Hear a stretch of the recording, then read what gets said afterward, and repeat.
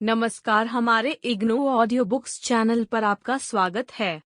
इंदिरा गांधी राष्ट्रीय मुक्त विश्वविद्यालय सतत शिक्षा विद्यालय स्नातक डिग्री कार्यक्रम वैकल्पिक पाठ्यक्रम भारत में BRDE 101 भारत में ग्राम विकास खंड 6 उभरता ग्रामीण समाज इकाई 4 ग्रामीण शिक्षा 4.0 उद्देश्य। इस इकाई का उद्देश्य वैचारिक बुनियाद ग्रामीण विकास में शिक्षा के महत्व एवं भूमिका की विवेचना करना है। यह ग्रामीण शिक्षा की आवश्यकता की भी चर्चा करता है। आगे इसमें भारत में वर्तमान ग्रामीण शिक्षा की स्थिति को समाहित किया जाएगा। अंत में इसमें अपने देश में ग्रामीण शिक्षा के लिए इसके प्रभाव तथा सीमाओं के अनुमान हेतु किए गए प्रयासों की विवेचना की जाएगी।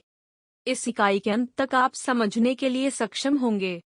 ग्रामीण विकास में शिक्षा की भूमिका एवं महत्व को समझ सकेंगे, ग्रामीण शिक्षा की वर्तमान स्थिति को समझ सकेंगे, भारत में ग्रामीण शिक्षा के विभिन्न प्रयासों की पहचान कर सकेंगे और इन प्रयासों के प्रभाव और सीमाओं को जान सकेंगे।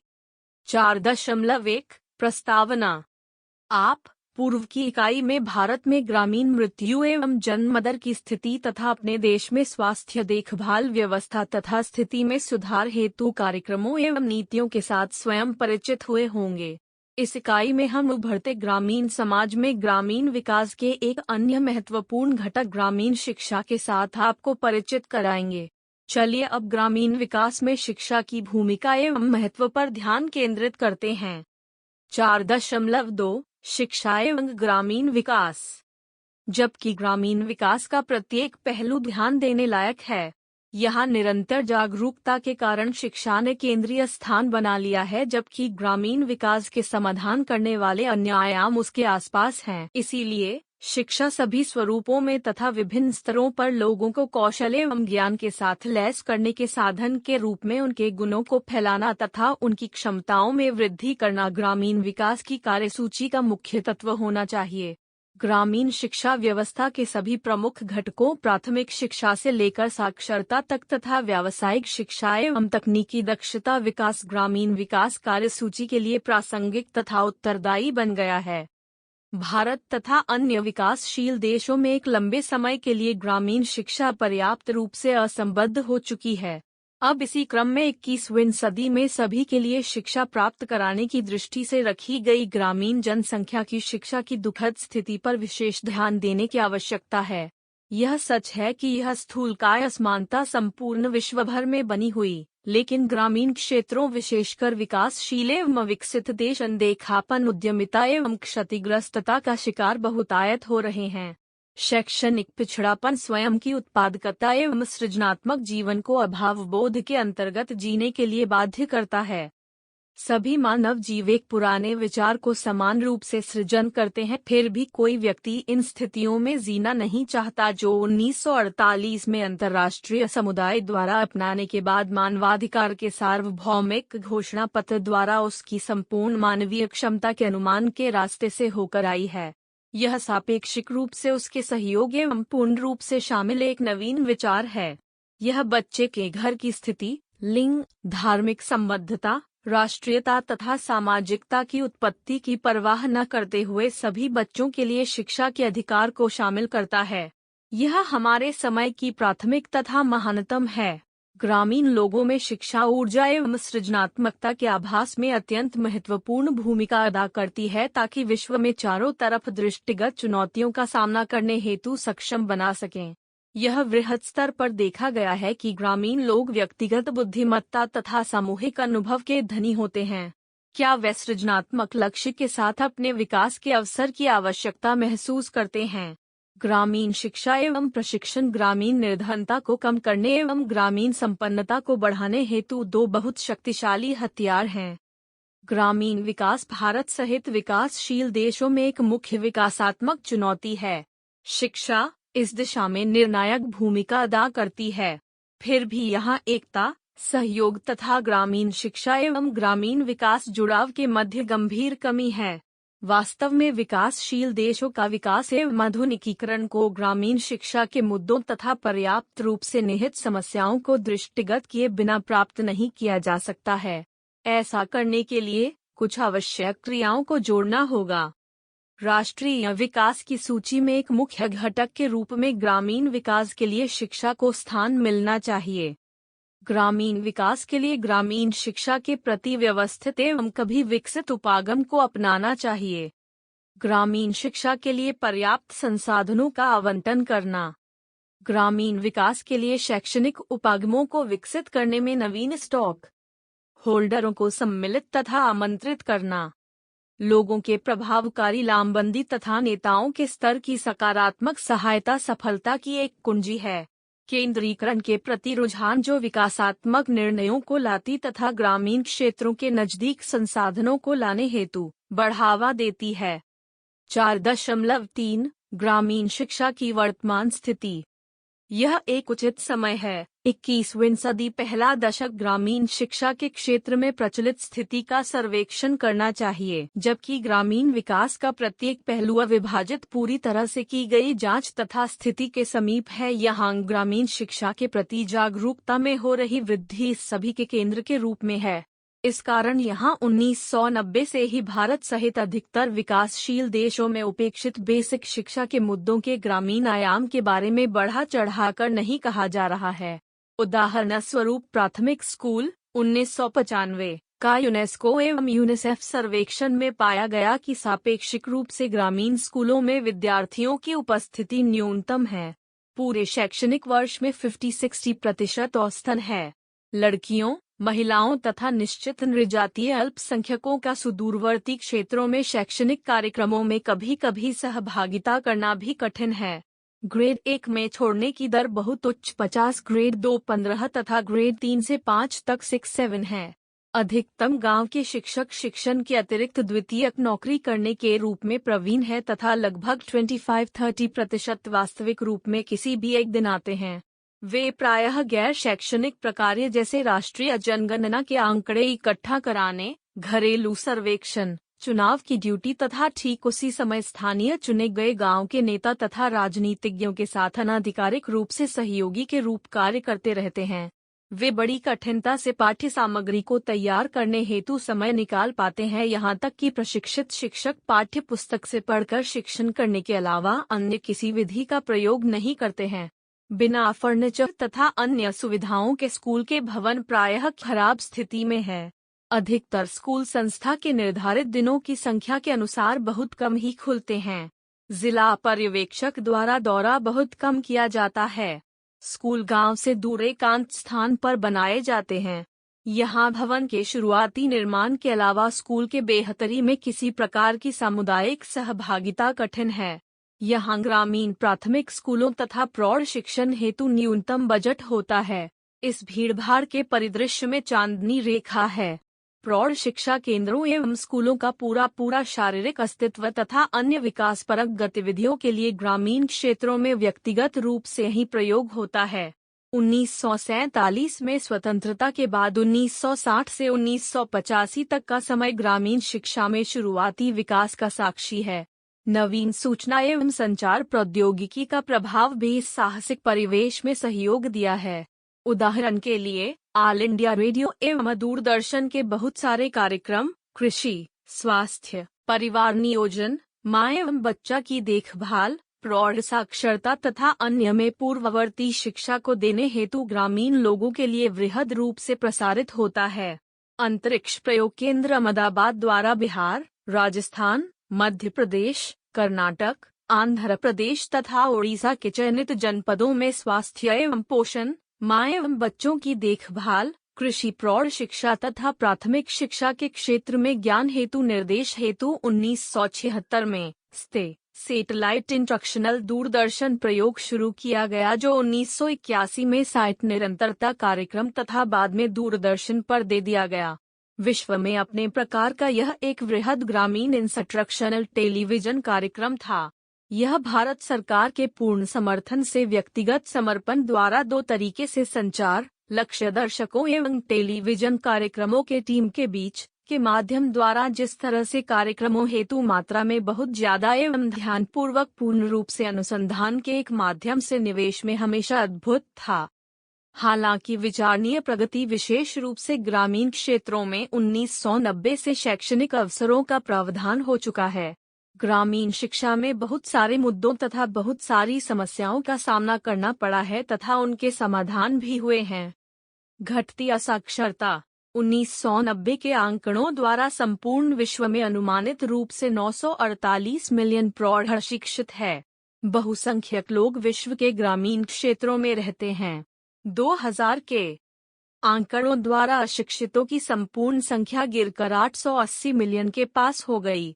यह गिरावट की रुझान दक्षिणी एशिया, विशेषकर भारत में हुई प्रगति के द्वारा संभव हुई है तथा लैटिन अमेरिका तथा कैरेबिया में बहुत कम मात्रा में हुई है।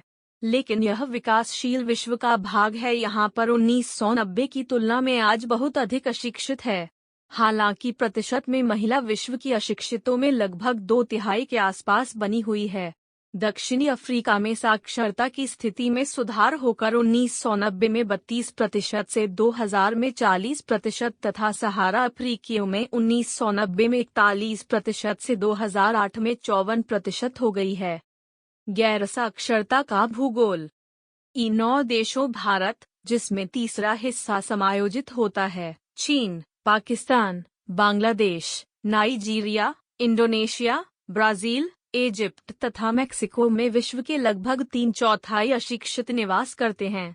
ये देश अनेक चुनौतियों का सामना करते हैं क्योंकि यहाँ प्राकृतिक आकार, वृहद जनसंख्या, दयनीय ग्रामीण एवं सुदूरवर्ती क्षेत्र, सांस्कृतिक एवं भाषाई विभिन्नताएं हैं।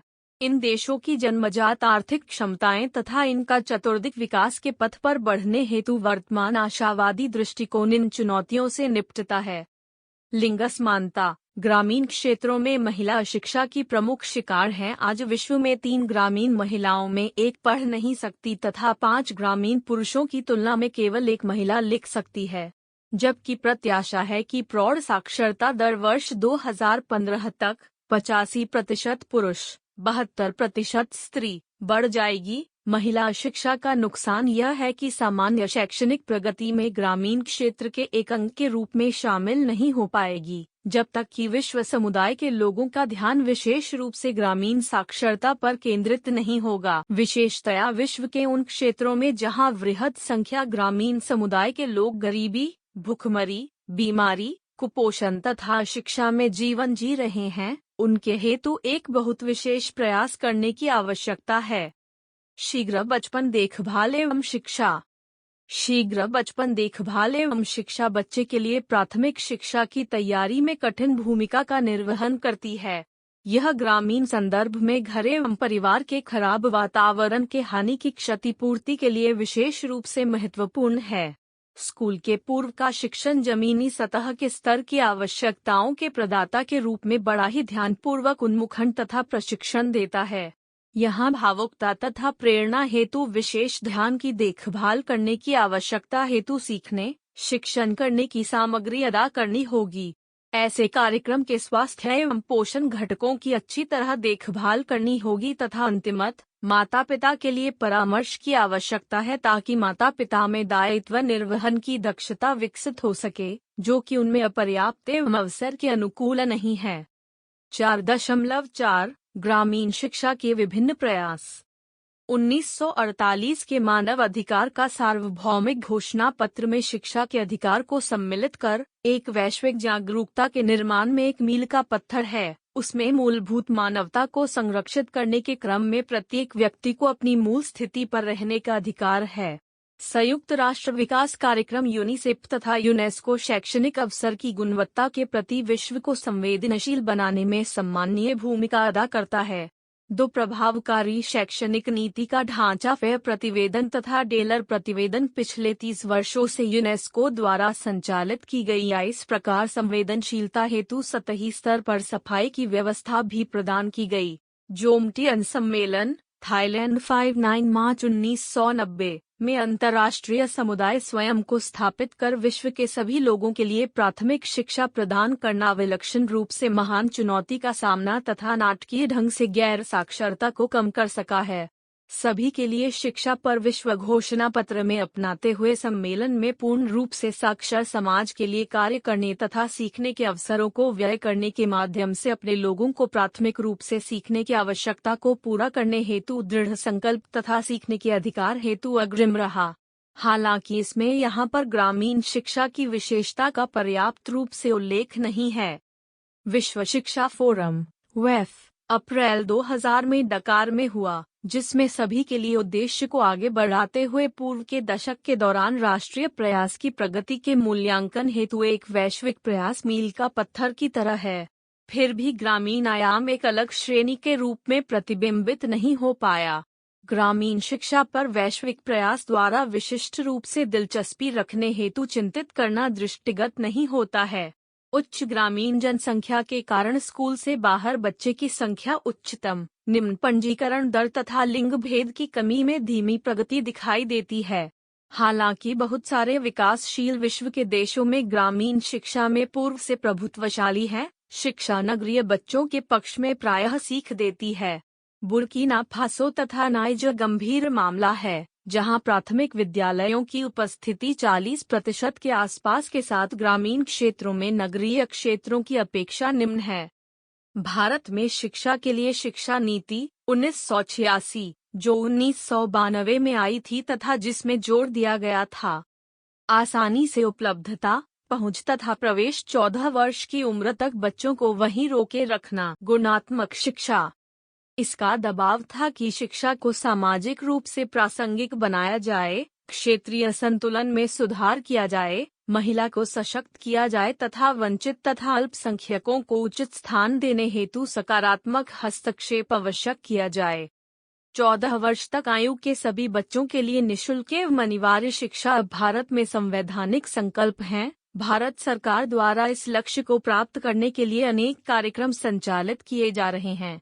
वे हैं: ऑपरेशन ब्लैकबोर्ड शुरू हुआ, जो प्रदान करता है कम से कम प्रत्येक कक्षा एवं वर्ग के लिए एक कमरा हो, कार्यालय स्तर से एक हेडमास्टर हो, लड़के एवं लड़कियों हेतु अलग अलग शौचालयों की सुविधा, शिक्षण, सीखने की सामग्री पुस्तकालय को सम्मिलित कर प्रदान करना चाहिए, कम से कम प्रत्येक कक्षा हेतु एक शिक्षक।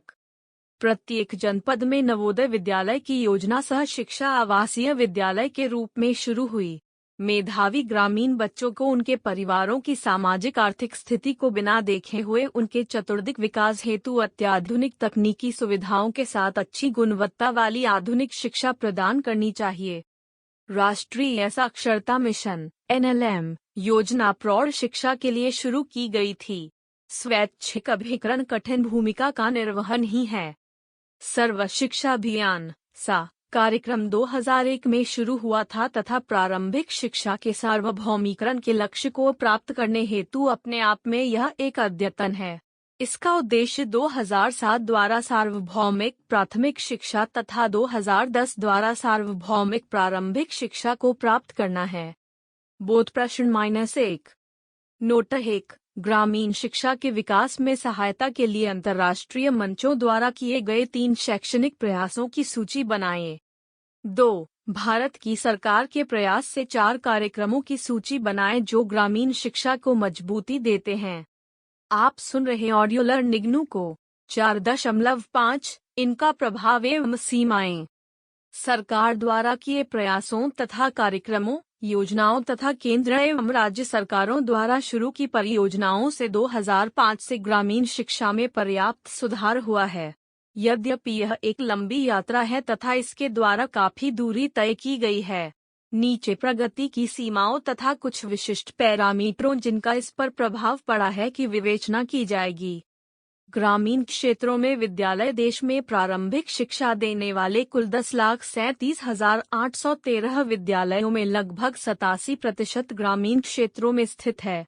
अपवाद स्वरूप चंडीगढ़ राज्य 16.85%, दिल्ली 16.90%, मिजोरम 69.27% तथा पांडिचेरी 51.33% है। शेष बचे हुए राज्यों में ग्रामीण क्षेत्रों में विद्यालयों का प्रतिशत 80 के लगभग है। कुछ राज्यों में 2005 में ग्रामीण क्षेत्रों में जहां 90% से अधिक विद्यालय स्थित हैं निम्नवत हैं। राज्य एवं विद्यालयों का प्रतिशत। अरुणाचल प्रदेश 93.17%, आसाम 94.30%, बिहार 93.46%, छत्तीसगढ़ 90.87%, हरियाणा 90.77%, हिमाचल प्रदेश 97.4%, झारखंड 94.76%, मेघालय 91.70%, उड़ीसा 92.62%, सिक्किम 95.42%, त्रिपुरा 93.37%, उत्तर प्रदेश 90.53%। जहां तक कि प्राथमिक विद्यालयों का संबंध है, कुल 6,93,030 प्राथमिक विद्यालयों का लगभग 91% ग्रामीण क्षेत्रों में स्थित है। बहुत सारे राज्यों में केवल दिल्ली एवं चंडीगढ़ राज्य को छोड़कर अधिकतर में ऊपर है। सभी अन्य राज्यों में यह प्रतिशत 80 से अधिक है। 1994 से खुले नवीन विद्यालय वर्ष जिसमें डीपीईपी शुरू हुआ था। 1994 से 2,50,718 नवीन विद्यालय खुल चुके हैं, जिसमें कुल 88% ग्रामीण क्षेत्रों में स्थित हैं। यह रुझान आने वाले वर्षों में भी जारी रही, क्योंकि सर्व शिक्षा अभियान के अंतर्गत गतिविधियां इसमें गति शुरू करा दी। देश के सभी राज्य तथा केंद्र शासित प्रदेश सर्व शिक्षा अभियान के तहत आच्छादित है, जिसके अंतर्गत सभी जनपदों के लिए प्रारंभिक शिक्षा के लिए वार्षिक कार्य योजना बनाना अनिवार्य है। भारत में सभी श्रेणी के 44% विद्यालय 10 तक पंजीकृत है। ग्रामीण क्षेत्रों में इस प्रकार के विद्यालयों का प्रतिशत 47.29 है। ग्रामीण क्षेत्रों में 14% 84,900 विद्यालयों के पास 300 के ऊपर पंजीकृत है। कुछ राज्यों में विद्यालयों की संख्या पूर्व से ही प्रभावकारी है, जिसके पास 25 तक ही पंजीकरण है तथा लंबी संख्या में विद्यालयों के पंजीकरण की सूचना देते हैं। तत्कालिक बीते समय में इन राज्यों में इस प्रकार के नवीन विद्यालय खुले हैं। यहाँ पर यह देखने की आवश्यकता है कि राज्य के कल्याण के लिए कौन से कारण हैं। शिक्षकों द्वारा विद्यालय विवरण के लिए स्क्रीन को देखें। इस सारिणी के विश्लेषण से ज्ञात होता है कि कुछ विद्यालय को शिक्षकों के साथ शुरू किया जाता है तथा वहीं दूसरी तरफ कुछ विद्यालय 1,38,606 बटा 14.66% के पास केवल एक शिक्षक है। ग्रामीण क्षेत्र में औसतन प्रति विद्यालय 4 शिक्षक हैं। स्थिति में सुधार की आवश्यकता है। संपूर्ण भारत के 581 जनपदों के औसत के विश्लेषण से ज्ञात होता है कि एक औसतन विद्यालय में वहां 4 शिक्षक प्रारंभिक शिक्षा में कार्य कर रहे हैं, लेकिन ग्रामीण इलाकों में यह औसत 3 शिक्षक का था। विद्यालय भवन। यह अति आवश्यक है कि प्रत्येक विद्यालय के पास अपना विद्यालय भवन हो। 2005 में बहुत सारे 41,079 विद्यालयों सभी श्रेणियों में के पास अपना भवन नहीं था, जो कुल विद्यालयों का 4.37% है। बहुमत में भवन विहीन विद्यालय 37,795 विद्यालय 92.01% ग्रामीण क्षेत्रों में स्थित है।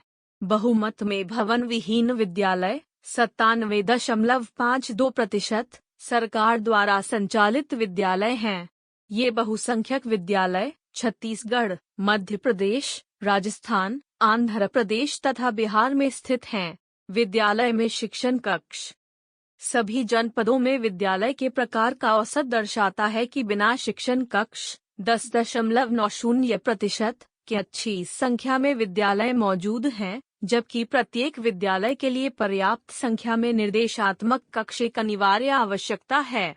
इस संदर्भ में 1987 में भारत सरकार का ऑपरेशन ब्लैक बोर्ड योजना शुरू की गई तथा इस योजना के तहत आने वाले विद्यालयों में प्रत्येक को 2 शिक्षण कक्ष तथा एक बरामदा प्रदान करने की व्यवस्था की गई थी। जिला प्राथमिक शिक्षा कार्यक्रम तथा सर्व शिक्षा अभियान क्रमशः 1994 एवं 2001 में शुरू किया गया, जिसमें विद्यालय में अतिरिक्त शिक्षण कक्षों के प्रावधान की व्यवस्था है। प्रारंभिक विद्यालयों के लिए नगरीय क्षेत्रों में 6.6 प्रति विद्यालय की तुलना में ग्रामीण क्षेत्रों में 3 प्रति विद्यालय के औसत से शिक्षण कक्ष की संख्या बनी हुई है। प्राथमिक विद्यालयों के लिए ग्रामीण नगरीय क्षेत्रों में कक्षों की दर 2.4/4.3 थी। विद्यालयों में सुविधाएं।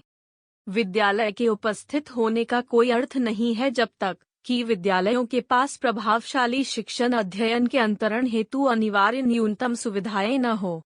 पीने का पानी। विद्यालय में पीने का पानी की उपलब्धता अति अनिवार्य सुविधा है जो प्रत्येक विद्यालय के पास होनी चाहिए। हालांकि किसी भी अकेले राज्य द्वारा इन विद्यालयों में ये सारी सुविधाएं प्रदान नहीं की गई है। 2005 तक ग्रामीण क्षेत्रों में 80.56% विद्यालयों के पास यह सुविधा थी।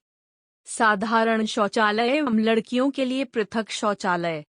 यहाँ 2005 में ग्रामीण क्षेत्रों में 44.86% विद्यालयों के पास साधारण शौचालय हैं तथा केवल 29.41% विद्यालयों के पास लड़कियों के लिए पृथक शौचालय हैं।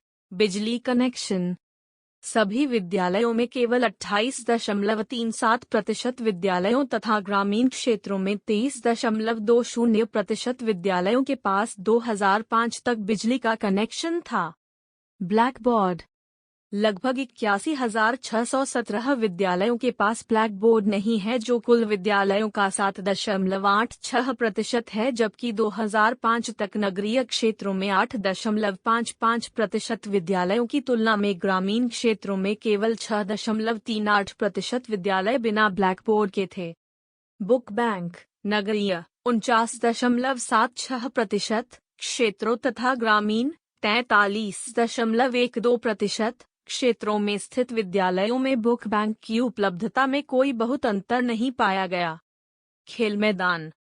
2005 में लगभग 50% विद्यालयों के पास खेल मैदान, जिसमें नगरीय क्षेत्रों में 61.7% तथा ग्रामीण क्षेत्रों की 49.69% विद्यालयों में था।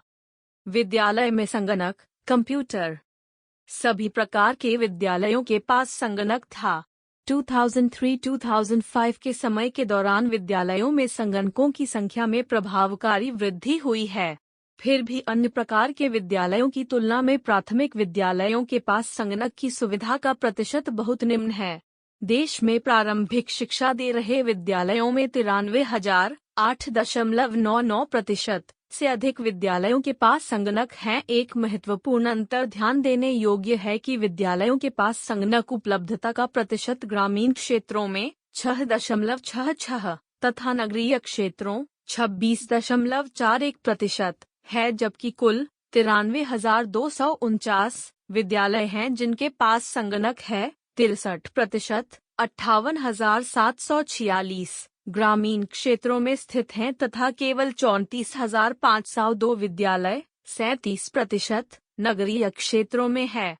महाराष्ट्र में सर्वाधिक संख्या में विद्यालय हैं जिनके पास संगणक हैं। विद्यालय में विकास हेतु अनुदान। सर्व शिक्षा अभियान के तहत प्रावधान है कि प्रारंभिक शिक्षा दे रहे विद्यालयों को प्रतिवर्ष कुल मिलाकर 2,000 रुपये अनुदान देने की व्यवस्था है। शिक्षण अध्ययन सामग्री के लिए प्रतिवर्ष प्रति शिक्षक 500 रुपया देने का प्रावधान है। इस प्रकार के अनुदान प्राप्त करने वाले 91% विद्यालय ग्रामीण क्षेत्रों में स्थित है। शिक्षण अध्ययन सामग्री अनुदान के लिए प्रतिशत थोड़ा न्यून है। लिंग समानता सूचकांक तथा लड़कियों का नामांकन। प्राथमिक एवं उच्च प्राथमिक कक्षाओं में लिंग समानता सूचकांक तथा लड़कियों के नामांकन के प्रतिशत का 581 जिला के औसत का विश्लेषण किया गया तो प्राथमिक कक्षाओं में लिंग समानता सूचकांक का प्रतिशत 9.91 तथा उच्च प्राथमिक कक्षाओं में नामांकन की स्थिति का प्रतिशत 0.83 था। 2005 में सभी प्रारंभिक कक्षाओं में लिंग समानता सूचकांक 0.89 के आसपास है। ग्रामीण क्षेत्रों की स्थिति में प्राथमिक नामांकन के लिए लिंग समानता सूचकांक P 0.90 था तथा उच्च प्राथमिक नामांकन के लिए 0.80 था तथा सभी प्रारंभिक विद्यालयों के पास लिंग समानता सूचकांक P 0.88 के आसपास था। यह इंगित करता है कि प्राथमिक तथा उच्च प्राथमिक स्तर पर लड़कों की अपेक्षा लड़कियों के विद्यालय छोड़ने की संख्या अधिक है। अनिवार्य शिक्षा के सार्वभौमीकरण का लाभ। जी को तब तक नहीं समझा जा सकेगा जब तक कि सभी लड़कियों को अनिवार्य शिक्षा व्यवस्था के तहत लाया नहीं जा सकेगा। ग्रामीण क्षेत्रों में नामांकन। भारत में कुल 1.04 मिलियन विद्यालय प्रारंभिक शिक्षा प्रदान करने में भूमिका निर्वहन कर रहे हैं, जिसमें 86.90% ग्रामीण क्षेत्रों में स्थित है, जबकि यहां पर प्रारंभिक कक्षाओं I7 में केवल 83.15% का नामांकन है। ग्रामीण क्षेत्रों में प्राइवेट विद्यालयों में केवल 53 की तुलना में सरकारी विद्यालयों में नामांकन का प्रतिशत 91 उच्चतम था। प्राथमिक स्तर पर 2005 में कुल नामांकन के सापेक्ष में अनुसूचित जाति एवं जनजाति की सहभागिता क्रमशः 20.73 तथा प्रतिशत निकलकर आई, जो कि कुल जनसंख्या में उसके भाग से न्यून है। जीवित रहने की दर। 581 जनपदों के औसत के विश्लेषण से स्पष्ट है कि बच्चों की लंबी संख्या कक्षा 5 तक पहुंचने के पहले व्यवस्था को छोड़ देते हैं। 2005 में कक्षा 5 तक कुल 100 में से लगभग 67 बच्चे पहुंचते हैं। यह संख्या ग्रामीण में 64 तथा नगरीय क्षेत्रों में 83 है। ग्रामीण क्षेत्रों में प्रति 100 में 66 लड़कियों की तुलना में अधिक लड़के 68 जीवित रहते हैं। सार्वभौमिक अस्तित्व में रहने का लक्ष्य पाया नहीं जा सका है। उत्तर प्रदेश, उत्तरांचल तथा पश्चिम बंगाल के पास भी जीवित रहने की दर निम्न है, जबकि बिहार तथा झारखंड में बिना महत्वपूर्ण सुधार के 36% के रूप में जीवित रहने की दर भी निम्न है। बोध प्रश्न 2.1 भारत के सभी राज्यों में 30% से अधिक विद्यालय ग्रामीण क्षेत्रों में स्थित है। सही गलत। 2 ग्रामीण क्षेत्रों में एक औसत के अनुसार विद्यालयों के पास 4 शिक्षक हैं। सही गलत। 3 कुछ राज्यों में नए खुले बड़ी संख्या में ग्रामीण विद्यालयों में नामांकन की स्थिति 0। सही गलत। 4 कोई एक राज्य नहीं है जहां 100% स्कूलों में पीने के पानी सुविधा प्रदान की गई है। सही गलत। 5 ग्रामीण विकास में शिक्षा ने एक केंद्रीय स्थान बना लिया है। सही गलत। 4.6 सारांश। शिक्षा ने चारों तरफ एक केंद्रीय स्थान बना लिया है जिसमें ग्रामीण विकास के अन्य सभी आयामों का समाधान है। ग्रामीण शिक्षा व्यवस्था के सभी मुख्य घटकों विद्यालय शिक्षा, साक्षरता तथा व्यावसायिक दक्षता विकास के लिए सतत शिक्षा ग्रामीण विकास के एजेंडे को प्रासंगिक बनाते हैं। ग्रामीण विकास एजेंडा पर पर्याप्त रूप से विशेष ध्यान देने की कीमत मिल रही है। भारत तथा अन्य विकासशील देशों में लंबे समय के लिए ग्रामीण शिक्षा हेतु पर्याप्त रूप से ध्यान दिया जा चुका है। इसी क्रम में 21वीं सदी में सबके लिए शिक्षा की दृष्टि प्राप्त करने की बात की गई है। ग्रामीण लोगों के शैक्षणिक उन्नयन हेतु विशेष ध्यान देने की आवश्यकता है। मानवाधिकार 1948 का सार्वभौमिक घोषणा शिक्षा के अधिकार पर जोर देना इस दिशा में एक महत्वपूर्ण कदम था। यूनिसेफ तथा यूनेस्को शैक्षणिक अवसरों की गुणवत्ता हेतु विश्व समुदाय को जागृति करने में सम्माननीय भूमिका का निर्वहन कर रहे हैं। जमोटियन सम्मेलन 1990 तथा विश्व शिक्षा मंच 2000 द्वारा इसके उत्थान हेतु वैश्विक प्रयास किया गया, फिर भी शिक्षा का ग्रामीण आयाम कुछ पृथक श्रेणी में नहीं पहुंच सका है। भारत में शिक्षा के लिए राष्ट्रीय नीति 1986 जो वर्ष 1992 में संशोधित की गई, जिसमें ग्रामीण शिक्षा के अनेक महत्वपूर्ण आयामों पर जोर दिया गया। भारत में अब 14 वर्ष के आयु तक के सभी बच्चों को निःशुल्क एवं आवश्यक रूप से शिक्षा देना एक संवैधानिक जिम्मेदारी बन गई है। इस लक्ष्य को प्राप्त करने के लिए भारत सरकार द्वारा अनेक कार्यक्रम शुरू किए गए हैं। लोगों के लिए ध्यातव्य है कि operation black board, Navodaya Vidyalaya, राष्ट्रीय साक्षरता मिशन तथा सर्व शिक्षा अभियान, जिसमें भारत में ग्रामीण शिक्षा की गुणवत्ता तथा मात्रा को ऊपर उठाने की बात की गई है। प्राथमिक शिक्षा के ग्रामीण आयाम से संबंधित मुद्दों पर भारत सहित सभी विकासशील देशों में 1990 से ही उपेक्षित रुख अपनाया जा रहा है। यूनेस्को एवं यूनिसेफ का 1995 का सर्वेक्षण में पाया गया कि ग्रामीण विद्यालयों की उपस्थिति निम्न है। शैक्षणिक कार्यक्रमों में सुदूरवर्ती क्षेत्र की लड़कियां, महिलाएं तथा निश्चित नृजातीय अल्पसंख्यकों की सहभागिता बहुत कम होती है। यहाँ छोड़ने की दर बहुत उच्च है। ग्रामीण विद्यालयों में शिक्षक का निवेश उसमें बाहरी सहभागिता की तुलना में बहुत न्यून पाया गया, जबकि 1960 से 1985 का समय ग्रामीण शिक्षा में शुरुआती विकास का साक्षी है। ग्रामीण क्षेत्रों में अनौपचारिक शिक्षा के लिए रेडियो एवं टेलीविजन का व्यापक रूप से प्रयोग किया गया। भारत तथा विकासशील देशों में ग्रामीण शिक्षा से संबंधित मुख्य चिंता एवं समस्या है कि शीघ्र बचपन की शिक्षा तथा भौगोलिक असंतुलन का ध्यान के साथ ही गैर साक्षरता तथा लिंग असमानता को कम करना है। ग्रामीण क्षेत्रों में स्थित विद्यालयों का प्रतिशत शिक्षण कक्षों की औसत संख्या, प्रति विद्यालय शिक्षकों की औसत संख्या तथा सुविधाएं जैसे पीने का पानी, लड़कियों के लिए पृथक शौचालय, खेल मैदानों एवं तथा संगणकों में सरकार के विभिन्न प्रयासों के कारण 2005 से प्रत्याशित वृद्धि हुई है, फिर भी सुदूरवर्ती क्षेत्रों को अभी समाहित करना है। 4.7 प्रमुख शब्द: UNICEF, United Nations international children emergency fund, UNESCO, संयुक्त राष्ट्र शैक्षणिक सामाजिक तथा सांस्कृतिक संगठन। EF, सबके लिए शिक्षा। सशक्त व्यक्तित्व को मजबूत करने हेतु संसाधनों एवं दक्षता की पूर्ति करने में भूमिका निभाना। 9 देश: भारत, चीन, Pakistan, Bangladesh, Nigeria, Brazil, Egypt तथा मेक्सिको। लिंग असमानता, पुरुष एवं महिला के बीच दिखाई देने वाली असमानता है। DPEP, जिला प्राथमिक शिक्षा कार्यक्रम। SSA, सर्व शिक्षा अभियान। नामांकन, एक शैक्षणिक संस्था में औपचारिक पंजीकरण एवं प्रवेश। जीवित रहने की दर, शुरुआत एवं अंत के परिप्रेक्ष्य में सफलतापूर्वक निरंतरता एवं पूर्णता। धन्यवाद, मिलते हैं अगले वीडियो में।